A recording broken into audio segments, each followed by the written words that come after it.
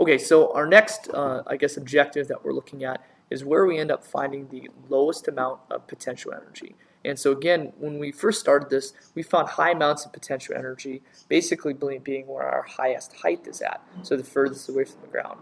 So conceptually, I would think that the lowest height, so the slowest it can go down, is where we're going to have lowest potential energy. Remember that potential energy is mass times gravity times height. So if I take an object's mass and it remains unchanged, and again, gravity is going to remain unchanged as well, that basically means that the only variable that really is going to be affecting this system is its height. So if I have a large height, that means my potential energy is going to be pretty high.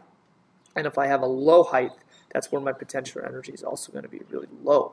So weirdly enough, where we find that we have high amounts of kinetic energy in this situation, which would be right in the center, right in the very bottom, that's also where we're going to have the lowest amount of potential for energy. And that's because our height is going to be at its lowest. Now, I wouldn't say that the height is at zero necessarily.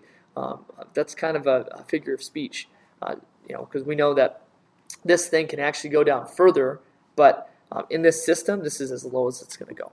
Okay.